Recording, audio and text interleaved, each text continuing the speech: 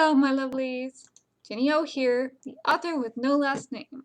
And this is Ginny O Reviews, the part of the channel where I review an indie science fiction or fantasy book and try to answer the question, did I like this book and why? As you can see, I'm a bit pale tonight. I'm recovering from a headache and I'm not wearing any makeup. Ginny O, all natural. These headaches happen more often than I'd like, but I really wanted to get to the review. This week, I'm reviewing Deston J. Munden's Tavern, a political high fantasy novel. You can find DJ at his website, djmunden.com. I met DJ through a group called Indie Street Marketing. I'd call us acquaintances, and we're talking from time to time. I've already given him a quick heads up about what this review is going to entail, as he was grateful about me doing the reading last week. In fact, what I said inspired him to go write more. That always makes my day. If you listen to this, DJ, I hope my review clarifies more about what we've talked about. From the back of the book. Information. Power. Respect. Zilnath of the Gnarled Root, a tavern owner, information broker, healer, and guildmaster of the Blackwing Company, has found a place, far better than the forest from which he came, in the magical metropolis and city-state of Ladad in the Magian Empire. When a simple act of kindness draws the ire of a troubled assassin, his love-stricken archmage father, and an army of magically constructed golems, Zil must scheme with the vipers of the High Court, mingle with royalty at the castle, blackmail drug dealers in the slums, and fight assassins and mercenaries in the streets. He needs to lean on the support of his motley crew of a dark elf assassin, a dragon pirate, a high elf royal, and a talking dog artificer to keep him from his own inner demons and doubts. Let's get right into it, shall we? Political high fantasy. Like political sci-fi, but with magic. Before we get into answering the question, did I like this book and why? I want to discuss high fantasy for a minute or two.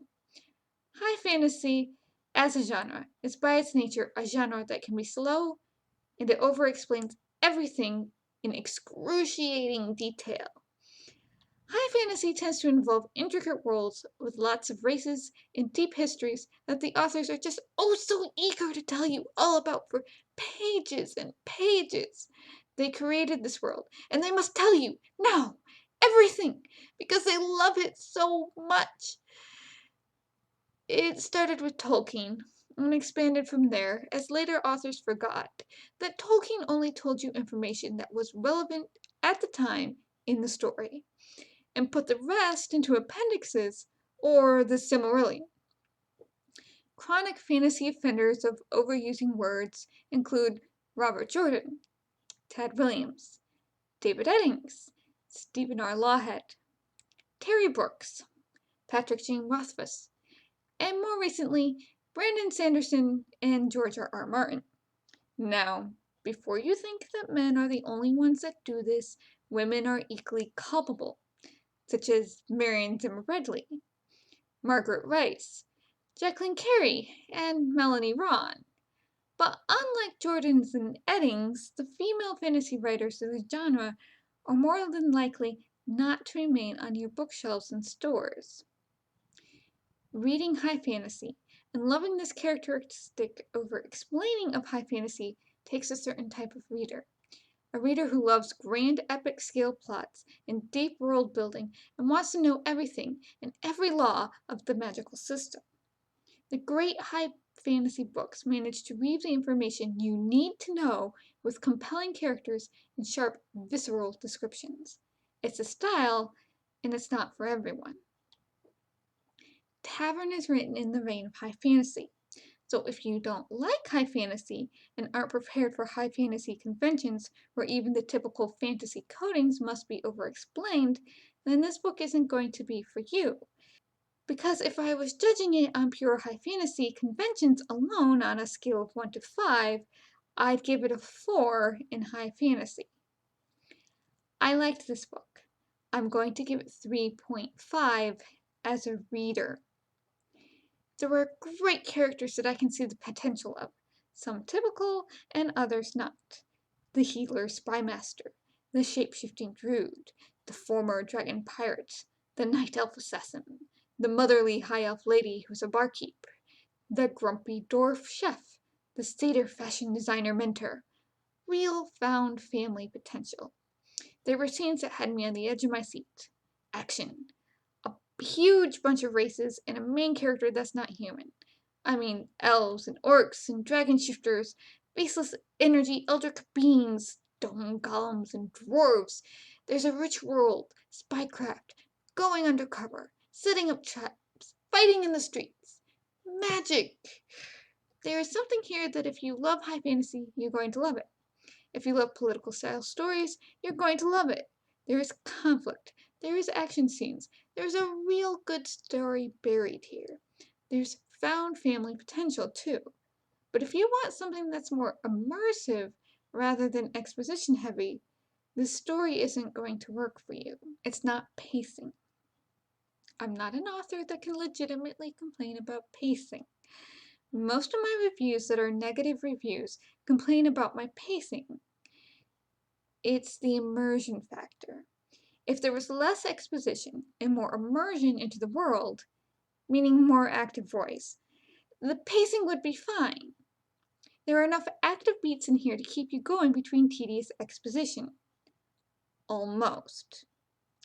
The story gets bogged down in needless information.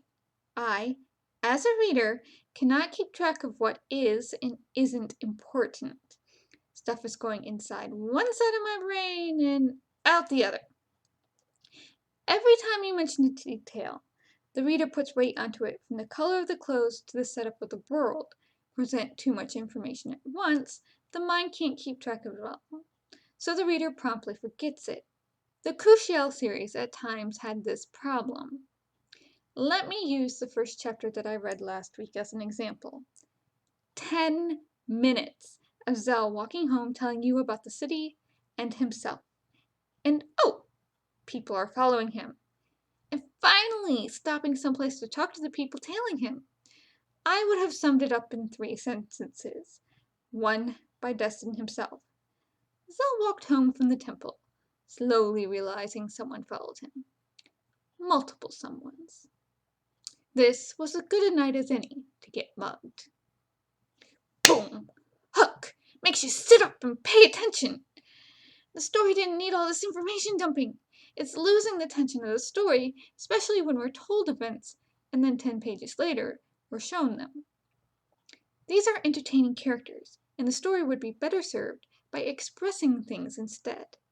As a reader, I want to know these characters in an organic way that means they need to spend time together and develop those interactions. And he has the perfect place to do it, the tavern the book is named for, where they all work and spy out of, and one we don't spend much time in at all, especially as the characters are presented as found family. I love found family. Give me found family hijinks. Give! Deston is so busy telling us about these characters, their traits, and their history with Zell, that he forgets it's okay to let these things remain mysteries, that it's fine to let there be questions about these characters until that past becomes actively important to the story. In fact, because he doesn't spend time with the characters showing us their friendship, the one character's past he did let remain a mystery and later revealed it in the book became a lot less impactful because there was no setup for it. Events happened to this friend character as well. Events that were supposed to make us feel things. And because we didn't spend the time with the characters and at the place these things happened in, we never got attached to it to feel the feels over it. And there are places and paragraphs and entire scenes of active voice in the middle of stating the things. Full out character interaction that shows Deston knows how to do this. Sometimes, though, all this information dumping makes things feel half thought out, as Deston is giving excess amount of detail about the world and glossing over entire conversations, or when he's telling an orcish fairy tale to a young boy, he says he's telling it, but doesn't actually give any details about the story to the reader. It makes the story world feel incomplete.